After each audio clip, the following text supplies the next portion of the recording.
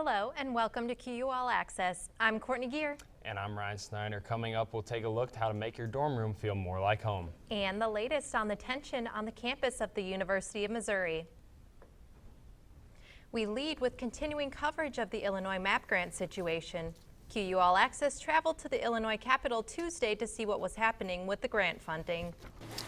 288 students who attend Quincy University are receiving the Illinois MAP grant. A handful of these students traveled to Springfield Tuesday to the Capitol to rally about the MAP grant. Because they were all meetings or on committees, and even then, when they're out of the committee, some of the treatment that we got from the secretary, from the other representatives, were very harsh. They didn't seem like they didn't care. The fact that we're here kind of shows that they care is our education. If they don't give us this fund, people are going to drop out of school. The rally was meant to help students figure out solutions on how they are going to be able to pay for schooling if the state does not come through.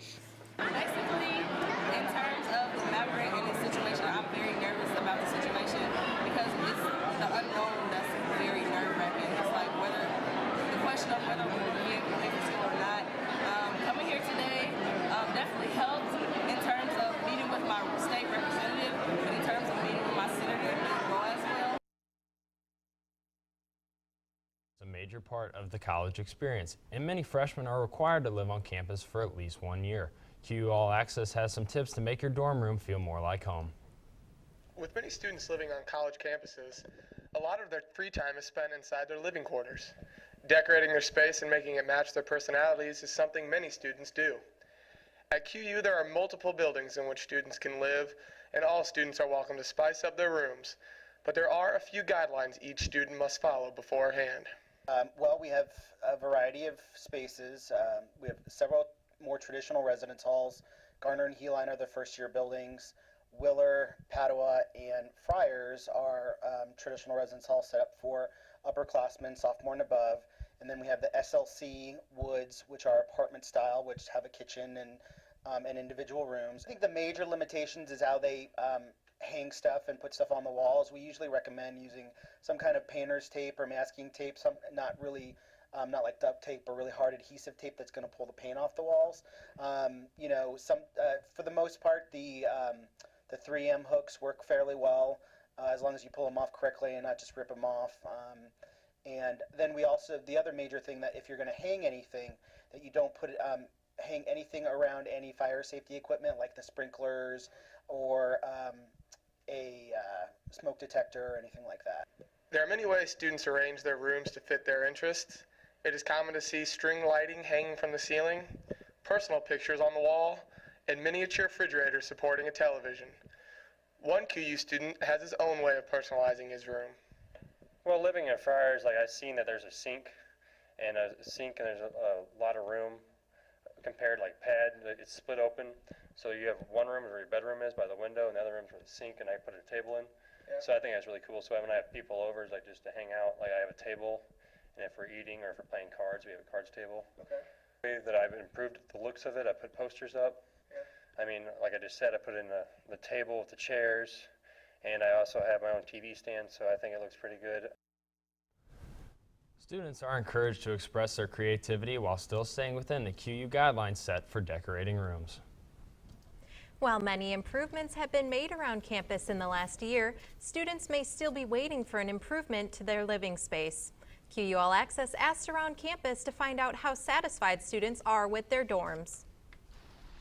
I live in the SLC on campus, and from my experience in the past, I've lived in Willer, so living in SLC has been a lot better experience. I like the remodeling of the rooms. Yes, the rooms are smaller, but I still just feel like they're nicer, and I have cleaner area to live. I also enjoy having a kitchen and a living area, which makes me feel more at home. The SLC is a great building to live in. You have your own kitchen, your own living room. We also have your own bedroom, so there's roommates, so everyone has their own privacy still. It can be 3 or 2 person, I believe, and I live in a 3-person. And it's really a nice building. You have air conditioning, heat, washing and drying is on each floor, and it makes it real easy to get to know your neighbors too, because it's co-ed, so it's not separated, so everyone gets to know each other, and It's a nice building. So I live on the 4th floor of PAD.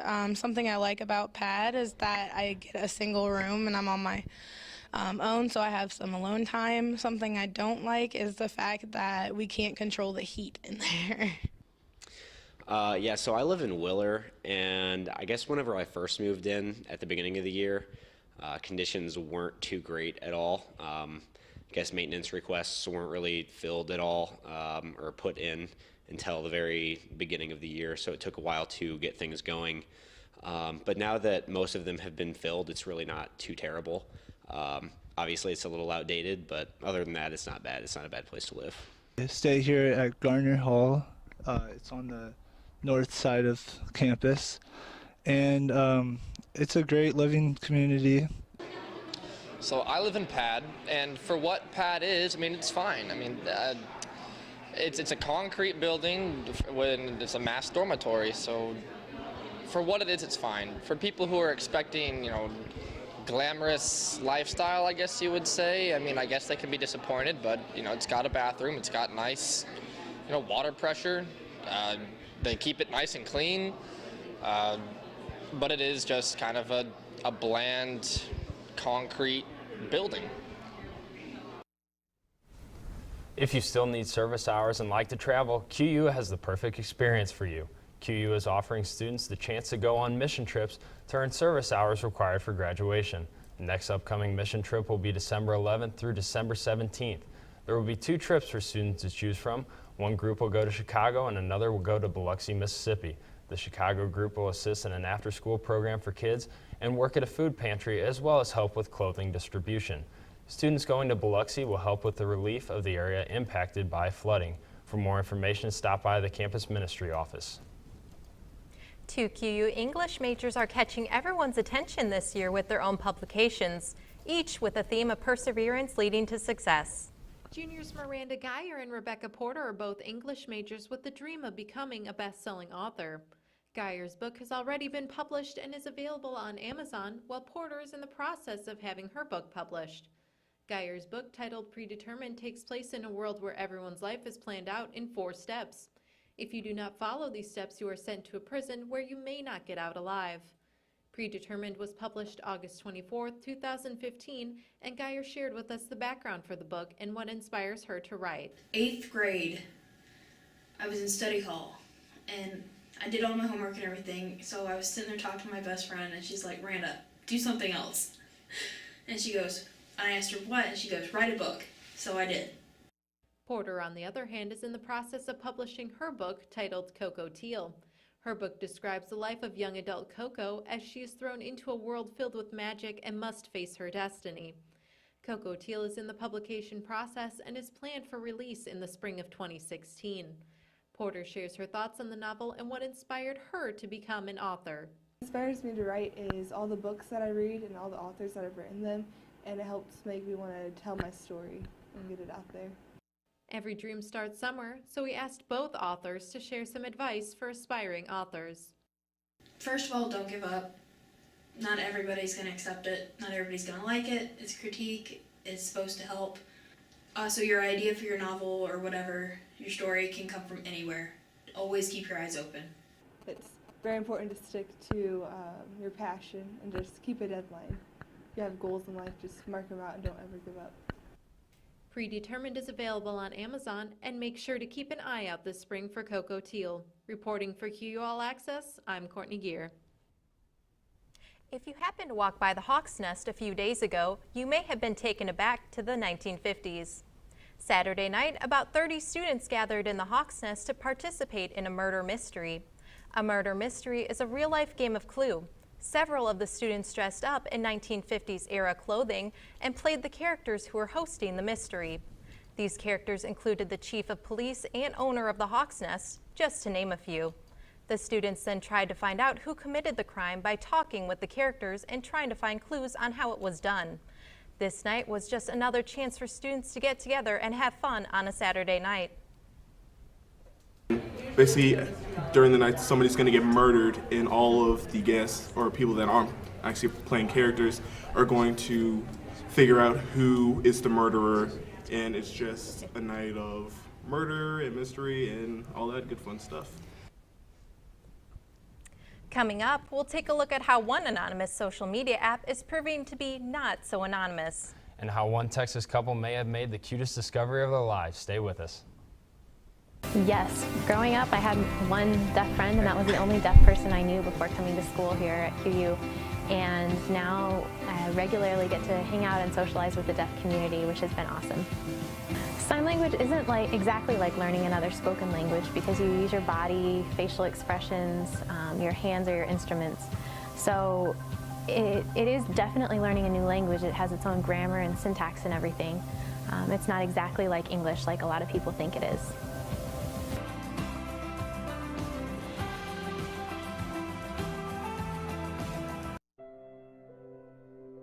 You had plans. A baby wasn't one of them. You feel you can't afford a baby. Not now. How will you tell your parents? Your boyfriend? Are you or someone you know facing a crisis or an unplanned pregnancy? CareNet of Quincy knows making important decisions can be hard, and you need to have information you can trust. Take a moment, stop and think. Educate yourself. You are not alone. CareNet of Quincy is here to help. Welcome back. It has been a tumultuous few weeks at the University of Missouri. The latest, a man accused of making racist threats online against the University of Missouri's Columbus campus is in police custody. Authorities say 19-year-old Hunter Park used the so-called anonymous social media site Yik Yak to threaten to, quote, shoot every black person he sees, unquote. Officials were quickly able to trace the post to Park, a student at Missouri University of Science and Technology in Rolla. He is now being held on a $4,500 bail for making a terrorist threat. It comes amid racial tensions at the University of Missouri's Columbia campus. The university system's president and chancellor resigned this week following protests over inadequate responses to racism on campus by administrators. You may have noticed the video that emerged from the University of Missouri showing a group of protesters keeping a journalist from covering the story, adding another layer, First Amendment rights, to an already complicated situation. CNN talked to the student about the nationwide attention. I can't remove myself from being part of the story. I have to accept that and move on and deal with that. Tim Ty didn't expect to get national attention. Millions of people have seen the video of him and another reporter facing demonstrators who demanded they move away from a public area on MU's campus. They're physically intimidating people who have the right to be there, and I would argue are not actually intruding on the scene. The scene was much quieter on the Carnahan Quad Wednesday, but the attention toward the now viral video has not died down. While Ty has received praise from across the country, he still has his critics. On Tuesday, we spoke to one of the demonstrators who said Ty was out of line. He was like, "Get out of my face," and he pushed her back. And that's when that other student got really upset. I never intentionally shoved anyone or pushed anyone. I did try to stand my ground when they were shoving me. 2 MU staff members issued written apologies for the way they acted toward reporters. Other protesters have handed out flyers to reporters indicating a more welcoming tone to those covering their story in the future. While Ty believes he did nothing wrong, he says he probably would have reacted differently. You know, if I had to do it over again, I probably wouldn't have engaged as much. We head to Texas for a lighter story. 7 puppies were abandoned in the driveway of a stranger's home. The puppies are now safe, but Kevin Quinn reports they need a home. It was a long night for these puppies. I woke up about 3 o'clock in the morning. Ann McIntyre says she woke up to the whimpering of the pups outside her Greatwood home. She couldn't figure out where it was coming from till she walked out to the edge of her driveway and found this wooden crate. And I go, oh my gosh, there's puppies in there and there's one out. And I panicked. I went inside and I said, Bill, I don't know what to do. Her husband, Bill, helped bring them into the backyard. What are we going to do with 7 puppies? They let them out, gave them food and water. They have no idea who ditched the dogs here and suspect their house was chosen only because they are the first house on their street and it meant a quick and easy escape. A neighbor posted on Facebook for help from any rescue groups. Every day we get phone calls for situations like this. Karma Trimble is with Houston ARF, a nonprofit through which volunteers foster animals in the hope of eventually finding them permanent homes. they've taken these dogs in despite their limited resources. I don't know a rescue organization in this city or in this state that's not overpopulated. Trimble and the McIntyres hope folks will realize the responsibility of pet ownership, the commitment it requires. It's hard for me to imagine somebody really being able to do that. But I don't know their situation. I'm not here to judge them. But they're thankful that whoever ditched these pups left them somewhere where they could eventually find safety and shelter.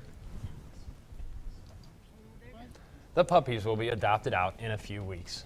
Coming up, we'll have the latest on the weather forecast. QU All Access will be right back.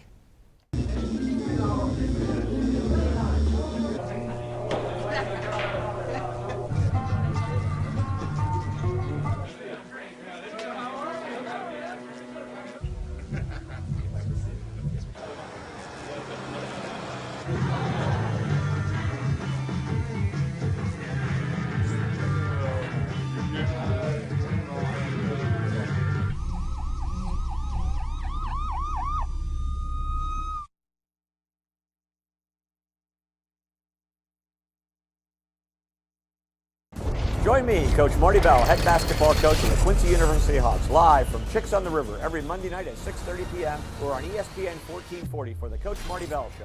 Hear from our coaches and players as Ben and I recap the previous games and preview our upcoming opponents. Grab your friends and family and come out to Chicks on the River for a great meal and meet the Hawks.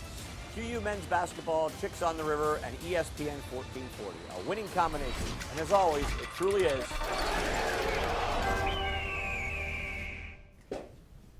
This past week has certainly been a windy one. It sure has, Courtney. Let's check with Lainey Wade to see when next week will be any calmer. Lainey?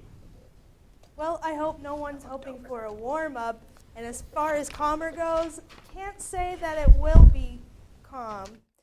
Looking at Friday the 13th, it's going to be bright and sunny. If that date doesn't give you the chills, maybe the weather will, because the high is only 53.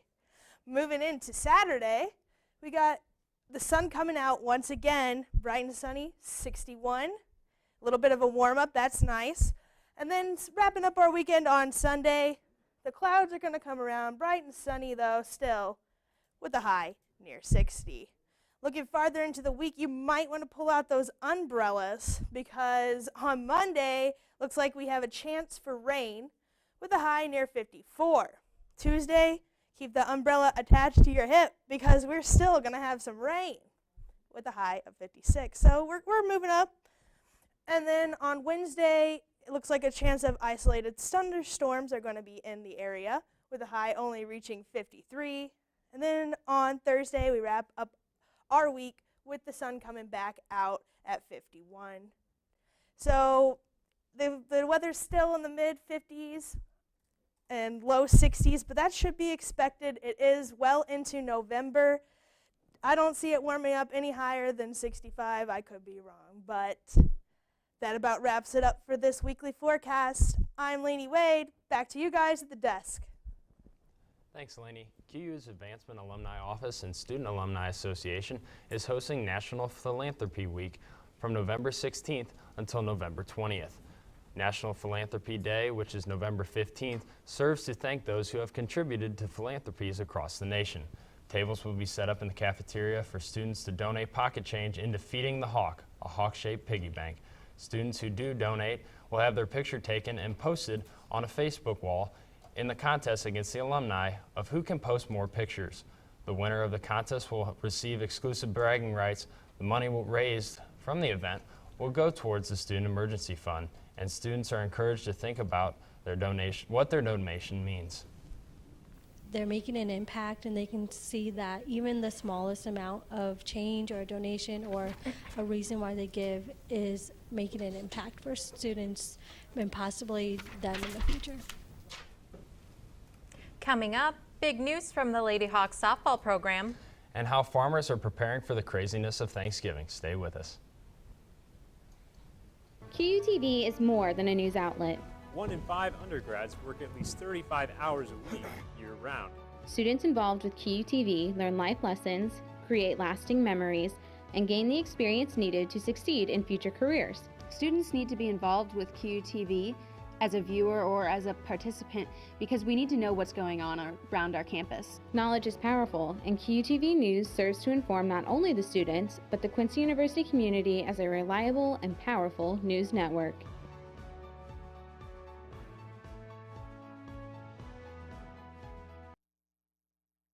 This week in sports, the women's volleyball team season is nearing its end, while the men's basketball season is just getting started. And we find out if the men and women's soccer teams made the NCAA tournament. Andrew McCulloch is here with the latest. Andrew?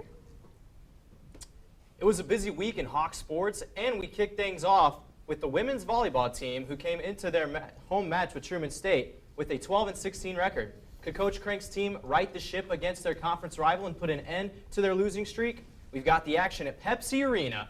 Going to get things kicked off here as the Lady Hawks are getting jazzed up for their home match against Truman State.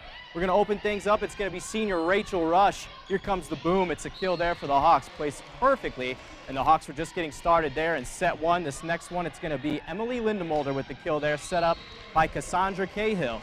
How about a serve here? It's Miranda Rodriguez with the ace of spades. Truman State can't handle that one.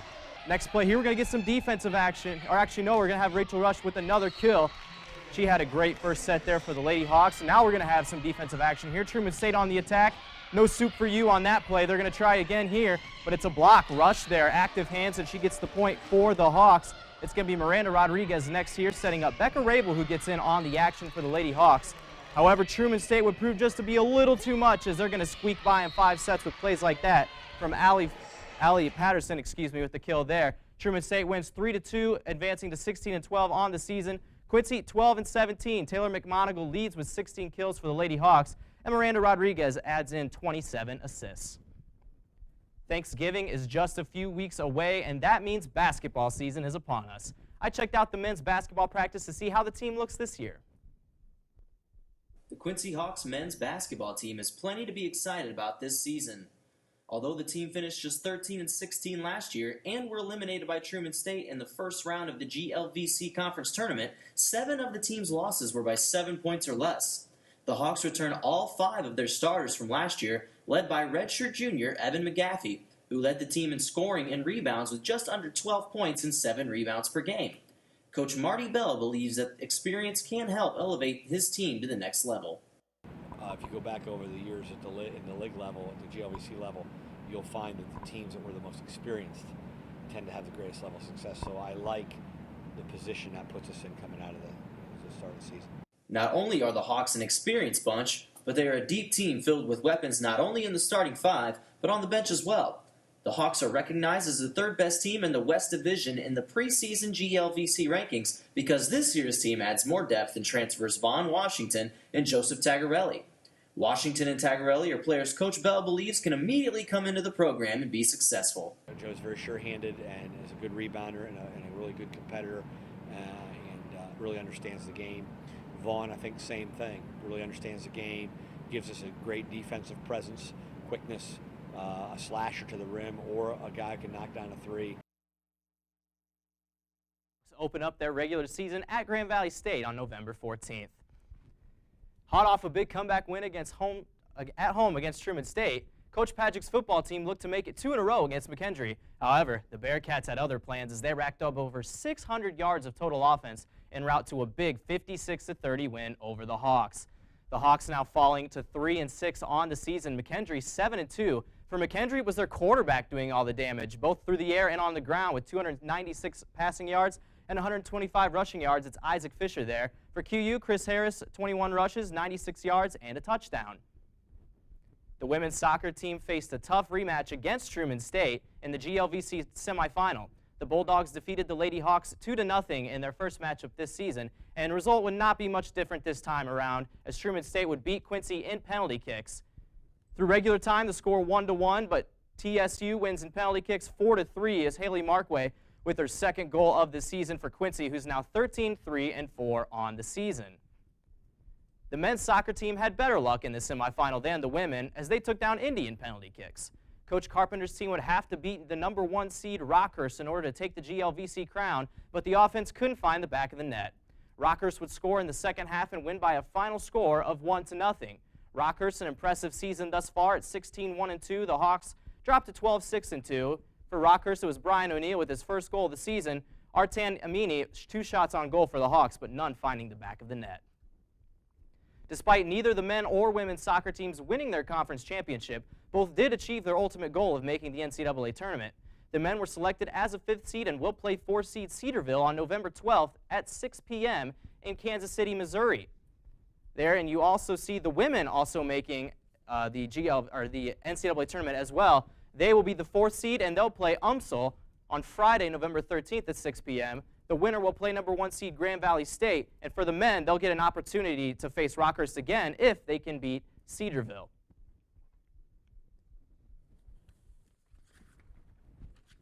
We'll wrap up with breaking news from the Lady Hawks softball program. This week's QU Vice President for Intercollegiate Athletics, Marty Bell, announced that Char Obert is stepping down as head softball coach.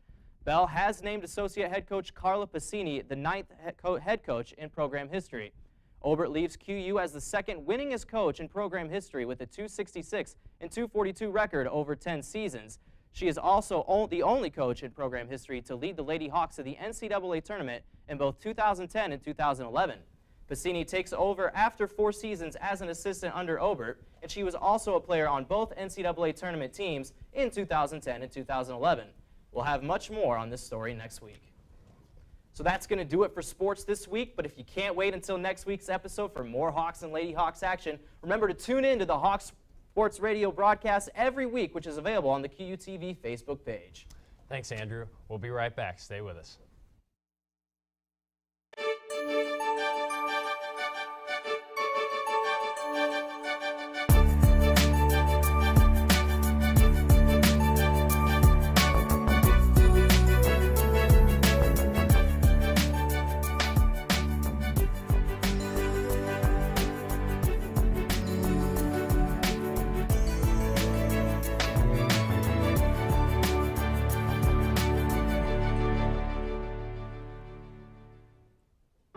It isn't a building.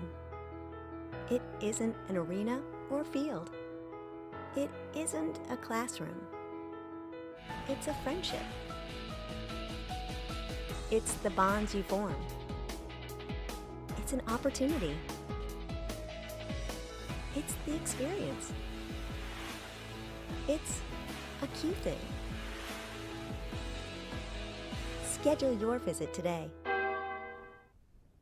Welcome back. 'Tis the season for some turkey. Farms and stores across the country are preparing for the Thanksgiving holiday. Hannah Hilliard reports.